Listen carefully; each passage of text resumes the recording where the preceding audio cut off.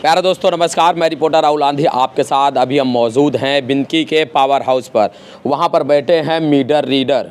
ये meter reader वह हैं जो बिजली विभाग जो लगातार दम भरते हैं और AK शर्मा जो सदन पर दहाड़ते हैं कि इस बार हमने अपने बिजली के उपभोक्ताओं से इतना बिजली बिल वसूला है, और उस पर वसूली पर जो सबसे निचले स्तर पर काम करते हैं ये मीटर रीडर काम करते हैं।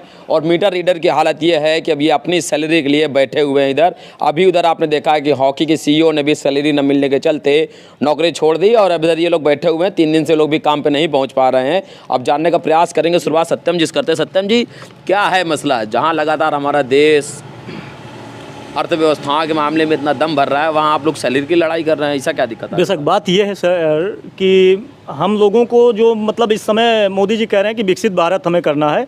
विकसित भारत तो तभी होगा जब प्रति व्यक्ति आय सभी की होगी। मामला ये है कि यहाँ पर लोगों की सैलरी जो है मीटर रीडर की तरफ से अपनी बात रख रहे हैं आपके पास।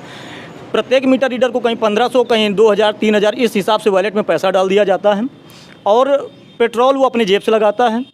उसकी तो कोई गणना ही नहीं है कि पेट्रोल कंपनी दे या ना दे, हम लोग उसकी बात नहीं रख रहे हैं। कम से कम जो हम लोगों का मेन बिंदु ये है कि वॉलेट की जो पैसा डाला जाता है वॉलेट में, वो वॉलेट में न डाला जाए, उसे अकाउंट में डाला जाए। दूसरा मुद्दा ये है 27 महीने हो गए हैं इस कंपनी को आए हुए, और पहले से ये हमेशा हम लोगों का जो पैसा वॉलेट में डालती है, इसकी वजह से हम लोगों को जो PF का पैसा फंसा हुआ है समथिंग 27 महीने हो गए हैं जो अभी तक नहीं मिला है। हम लोगों की मेन मुद्दा ये है कि हमारा जो PF है उसे डाला जाए, और जो सैलरी फिक्स नहीं है, जिस हिसाब से हम लोग मेहनत करते हैं उस हिसाब से पैसा कुछ भी नहीं है, तो कम से कम हम लोगों की सैलरी 15,000 फिक्स की जाए, जिसके तहत हम लोग काम कर सकें, हम लोगों का घर का गुजारा चल सके।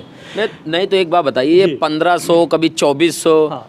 कैसे ज्वाइन किए और क्या बात हुआ था कि मतलब आपको कभी 1500 कभी 2400 दे रहे हैं? और आजकल तो जब 300 रुपये के आसपास जब लहसुन हो और कभी कभी टमाटर भी 200 रुपये 180 रुपये पहुँच जा रहा है, तब 1500 2000 में क्या हो रहा है? देखिए बात ये है, वही तो मैं कह रहा हूँ कि उसी के वजह से तो हम लोग यहाँ पर बैठे हुए हैं कि आखिर किसका घर इस 2-3 हज़ार की सैलरी में चल जाएगा। बस ज़रूरत इसी वजह से है कि आज हम लोगों को ये जो दिक्कत आन पड़ी है, सिर्फ मेन मुद्दा ये है कि किसका घर 6000 5000 में 3000 में चल जाएगा। इसी वजह से हम लोग आज हनुमान मंदिर बिनकी पावर हाउस में धरना पर बैठे हुए हैं, ताकि हम लोगों की जो मांगे हैं वो शासन प्रशासन और आला अधिकारियों तक पहुंचे हम लोगों की बात। इसी वजह से हम लोग इस मंदिर प्रांगण में हड़ताल पर बैठे हुए हैं। तब तक हम लोग काम नहीं करेंगे जब तक हमारी ये सारी मांगे पूरी नहीं की जाएंगी। मैं इतना कहूँगा कि जो अभी तक आपने मुझसे क्वेश्चन किया कि आपके पास क्या प्रमाण है कि आप इस कंपनी में काम करते हैं, तो मैं अगर मेरी आवाज़ उन कंपनी अधिकारियों तक पहुँच रही हो तो मैं सबसे पहले उनसे आई कार्ड की बात करूँगा कि हमें एक प्रमाण पत्र के तौर पर कि हम आपकी कंपनी के कर्मचारी हैं, एक हमें ID निर्गत कराई जाए, जिससे हमारी ये पहचान हो सके कि हम स्टर्लिंग कंपनी में काम करते हैं।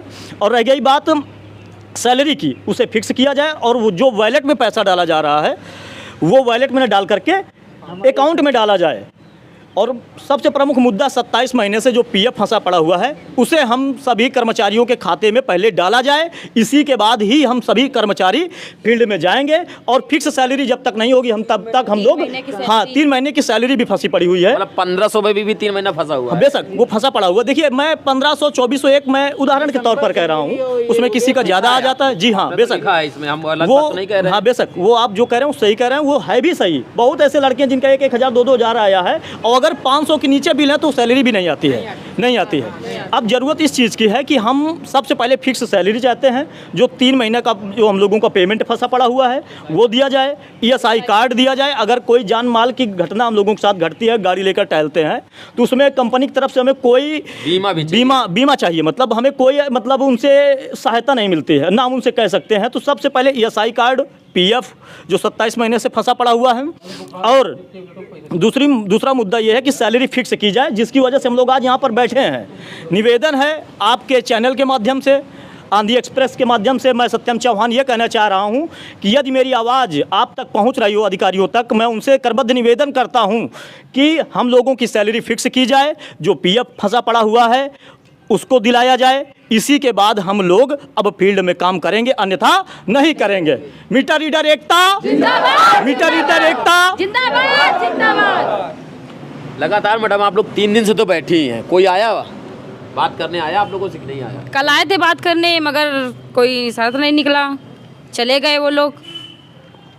आए और क्या बात हो, कुछ तो बात हुआ होगा। कुछ भी बात, थोड़ी बहुत बात हुई है, बस वो लोग चले गए, बोल रहे हमारे बस में है ही नहीं है, अपनी मांगे पूरी कर रहे हैं, अपनी मांगे पूरी तो करेंगे। तो क्या मालिक के पास जाएं, क्या अधिकारी के पास तो आदमी जाता है। बिल्कुल करेंगे। तो आप गई बात नहीं जाएंगे, यहीं बैठेंगे जब तक हमारी मांगे पूरी नहीं करेंगे, हम यहीं बैठेंगे। वो लोग खुद आएंगे हमारे पास, अब हम नहीं जाएंगे वहाँ।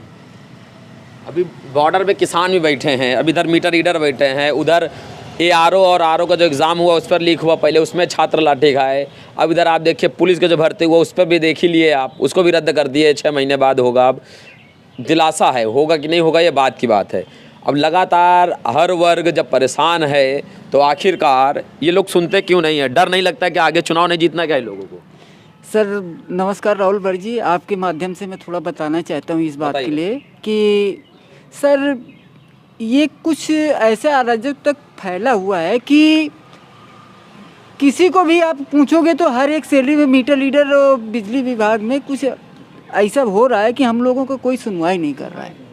ठीक है ना, हम लोग चाहे तक रोते रहे, गिरकते रहे, 27 महीने से हो गया। अगली बार हम लोगों ने जब फतेहपुर में जाके एक्सचेंज ऑफिस में धरना दिया था तब हम लोगों का 1 महीने का EPF केवल आया हुआ था। इसके बाद में हम लोगों का तब से EPF नहीं पड़ा।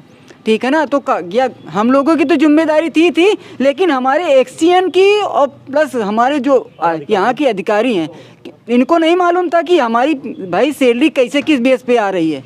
इनको भी मालूम होना चाहिए ना इस बात पे कि हम लोगों की सैलरी किस बेस पे आ रही है। भाई अगर हम काम करके दे रहे हैं उनको तो हमारी सैलरी तो पैसा कट रहा है, ठीक है ना, लेकिन उनको भी ये तो मालूम होना चाहिए कि ये कैसे सैलरी निकाल लेते हैं। भाई ये जब PF नहीं जमा कर रहे हैं तो चोरी तो हो रही है ना, चोरी हो रही है उसमें कि भाई हम लोगों की सैलरी की जब काटा तो सब कुछ जा रहा है, हमारा PF काटा जा रहा है, हमारा SI का पैसा काटा जा रहा है, सब कुछ तो काटा जा रहा है, लेकिन हमको दिया नहीं जा रहा है।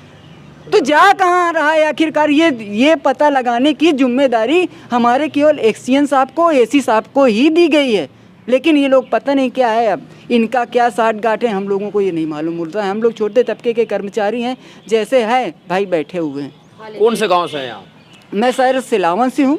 और काम कहाँ खजुआ कर रहे हैं? मैंने इधर सर आलमगंज सीडर है मेरा। अच्छा, आलमगंज, जिसमें 23 गाँव हैं। 23 गाँव में हम 2 मीटर रीडर हैं, ठीक है ना, तो वो हम 2 लोग उसमें पूरे फील्ड का काम करते हैं। फील्ड काम कर रहे हैं दोनों लोग? जी जी। और भी लोग हैं, ज़रा इनसे भी जानने का थोड़ा प्रयास करते हैं। भाई आप कौन से क्षेत्र देख रहे हैं आप? क्या नाम हुआ आपका? धर्मेंद्र सर।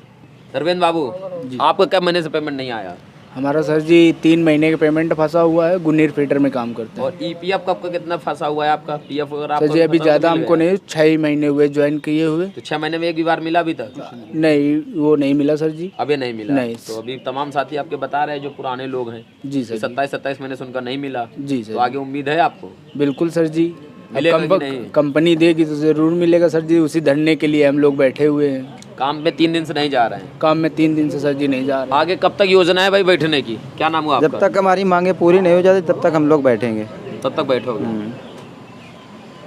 ये दोस्त मीटर रीडर हैं जो लगातार गांव में जब आजकल मीटर रीडर जा रहे हैं, पर्ची दे रहे हैं, उनको बता रहे हैं कि आपका इतना बिल है, आप जाके जमा कर दीजिए जाके, और इनसे अपेक्षा रखी जा रही है कि ये लोग अब रिकवरी ऑफिसर का भी काम करें, और इन लोगों से उम्मीद लगाई जाती है कि पहले मीटर बिल भी दे दें। अब 23 गांव में 2 लोग काम करेंगे, समझ रहे हैं आप किस स्तर पर जाके काम करना होता होगा। हर महीने का बिल पहुंचाना है जब आपको, और इसके बाद स्थितियां ये हैं कि आप बैठे हुए हैं सैलरी की आशा पे कि शायद आ जाए हमारा भी परिवार आगे फले फूले। लेकिन हमें उम्मीद है सब गांव से ज़्यादातर लोग जुड़े हुए हैं, थोड़े बहुत तो कृषि पर आधारित होंगे, और कृषि की भी हालात आप देख ही रहे हैं किस प्रकार से प्रकृति की मार चल रही है। उधर बॉर्डर पर बात करें तो बॉर्डर की भी देख ही रहे हैं मार किस प्रकार से चल रही है, उधर प्रकृति की भी मार है। अब इधर ये लोग बैठे हैं। समस्या इस बात की एक और है कि जब जिस पर मुसीबत आती है खाली वह आवाज़ उठाने के लिए तैयार है। कल तक किसान बैठे थे तो मीटर रीडर चुप थे, अब आज मीटर रीडर बैठे हैं तो अब जाके वो अभ्यर्थी चुप हो जाएंगे जो कल तक सड़कों पर दिखाई पड़ते थे। कल जब अभ्यर्थी काम करने की आवाज़ दे रहे थे तब जाके नेता विपक्ष के वो शांत थे। अब चुनाव आ रहा है तो वो बोलना शुरू करेंगे। समस्या यही है कि जब तक आप मुसीबतों के समय में एक दूसरे का साथ नहीं देंगे तब तक आपका साथ देने वाला भी जल्दी से कोई मिले, इसकी कोई उम्मीद और कोई आशा अपने महज दिमाग में मत पालिएगा। कैमरामैन सत्यम यादव के साथ मैं राहुल, आंधी एक्सप्रेस। धन्यवाद।